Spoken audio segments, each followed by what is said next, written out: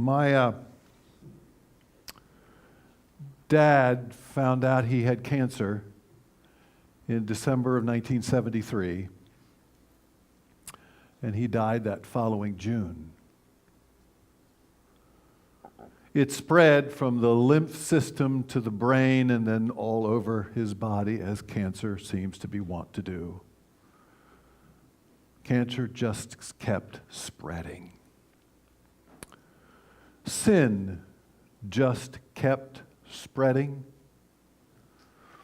We're told in the first 2 chapters of Genesis that when God created the world, it was created good, and at the end of Genesis 1, that word good is used 7 times, as if we didn't catch it the first 6 times. God created the world good, and then something happened. And that something was called sin, and we're not quite sure where it came from, but it was there. It started, as most of you know, in the garden. Adam and Eve were in the midst of that garden, and they were living in paradise, in utopia, in a desert where there were 4 rivers that brought all of the waters of life. And God said, please use all of this and enjoy life.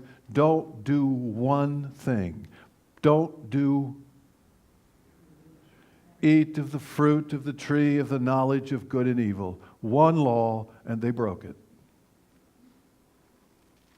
And that's all sin needed. And then it spread from the garden to the field. And you know the story of Cain and Abel. How it went from jealousy to murder. How Cain was jealous because of his brother Abel's gift, and he killed Abel. And he was removed from the field.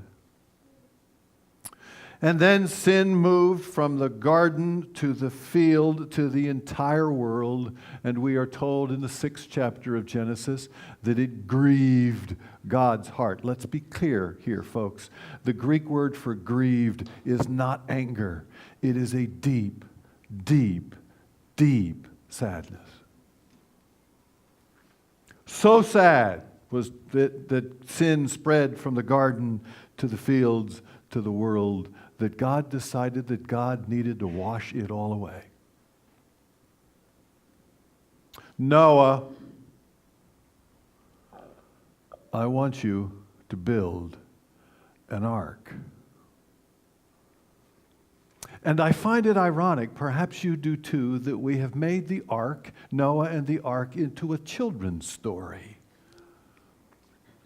When I was a young parent, we bought Kristen a little plastic ark that you could take the top off and play with all the little individual plastic animals. And I remember Kristen having great fun with that ark. What's ironic is that this is about as dark and uncertain a story as there is in the whole of the Old Testament. And the question is, what does this dark story have to tell us about the dark world in which we live?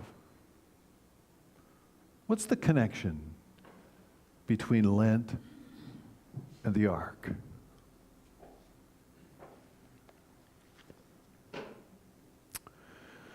Now, the earth was corrupt in God's sight, and the earth was filled with violence, and God saw the earth, and behold, it was corrupt, for all flesh had corrupted their way upon the earth. And God said to Noah, I have determined to make an end of all flesh, for the earth is filled with violence through them. Did I tell you this is a dark story? For behold, I will bring a flood of waters upon the earth to destroy all flesh in which there is breath of life. Make yourself an ark of gopher wood. Make rooms in the ark and cover it inside and out with pitch. And of every living thing of all flesh you shall bring 2 of every sort into the ark to keep them alive with you. They shall be male and female. For in 7 days I will send rain upon the earth, 40 days and 40 nights. And every living thing that I have made I will blot out from the face of the ground. And Noah did all that the Lord had commanded. In the 600th year of Noah's life, in the second month, on the 17th day of the month, I wonder if Hallmark was keeping track. On that day, all of the fountains of the great deep burst forth, and the windows of the heavens were opened. The flood continued 40 days upon the earth, and the waters increased and bore up the ark, and it rose high above the earth. The waters prevailed and increased greatly upon the earth, and the ark floated on the face of the waters. And the waters prevailed so mightily upon the earth that all the high mountains under the whole heaven were covered, 15 cubits deep. Only Noah was left, and those that were with him in the ark. At the end of 40 days, Noah opened the window of the ark which he had made. And then he sent forth a dove from him to see if the waters had subsided from the face of the ground. But the dove found no place to set her foot, and she returned to him to the ark, for the waters were still on the face of the whole earth. So he put forth his hand and brought her into the ark with him. He waited another 7 days, and again he sent forth the dove out of the ark. And the dove came back to him in the evening, and lo, in her mouth a freshly plucked olive leaf.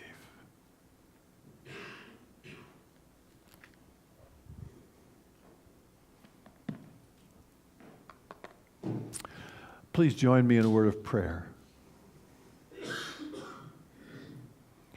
Let the words of my mouth and the meditations of our hearts be acceptable to you, O Lord, our strength and our Redeemer. Amen.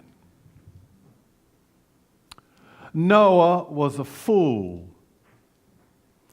At least that's what the neighbors thought. Look at him. Doesn't know his port from his starboard. Going to Lowe's to buy every single piece of scrap wood he could find. Hammering nails until 3 o'clock in the morning, building an ark several hundred miles away from the nearest seaport, and not a cloud in the sky. Don't you think a man 600 years old would have known better?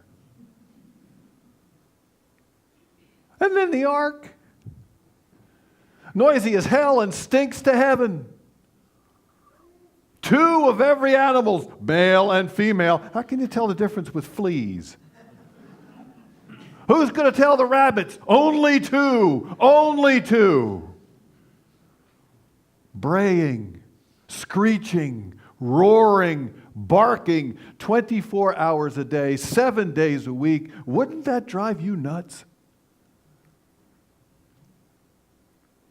The word insanity comes to mind. Not only for the ark,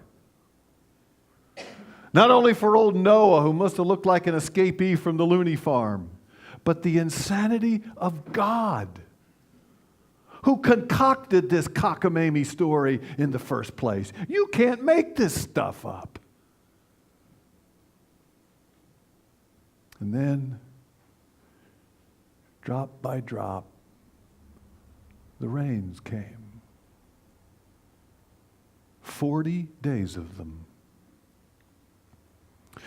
And ladies and gentlemen, it doesn't take a whole lot of imagination to begin to realize that the insanity of life inside that ark was pale in comparison to the insanity of life outside that ark. The insanity of a world where days and days of rain are trying to wash it away. The insanity of a world that measures success by how much you have, not how much you have given away for somebody else. A world that thinks there are good people and there are bad people, and we have to separate the two, when the fact of the matter is there's a little bit of good and a little bit of bad inside each one of us. The insanity of a world that seems to think that the most powerful wins.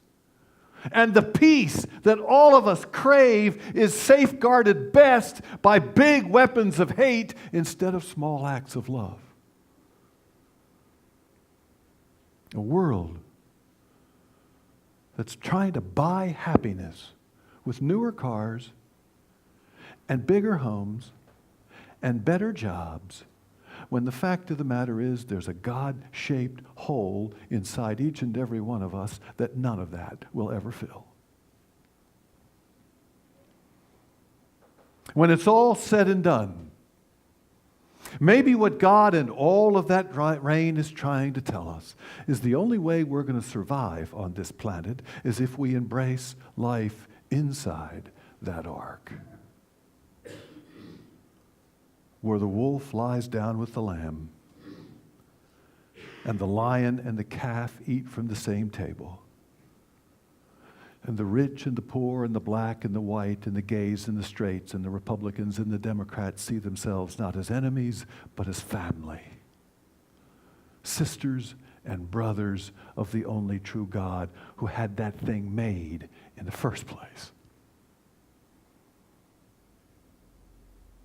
Today is the first Sunday in Lent. It is the beginning of a journey that will take us to the cross of the one who looks more insane than even Noah did. The one who climbed up on that cross and cross-eyed with pain announced to the whole world that the only way to find your life is to lose it. And the only way that you will be truly human is to live the way he did. So maybe what each of us ought to do this Lenten season is to build our own arks. To see our homes, our lives, our church as places of sanctuary. A place where we will join hands and celebrate our differences instead of being scared spitless by them. A place where we will be as welcoming and forgiving and embracing to other people as Jesus has been to us. A place where we will come together and realize that we're all in this together. And any other way we look at this world runs the risk of drowning in our own stupidity. Maybe this Lent, every one of us ought to go to Lowe's and buy every scrap of wood we can find. Noah was a fool for building that ark. Jesus was a fool for climbing up on that cross. This Lent, my prayer is that you and I will learn from and participate in that foolishness.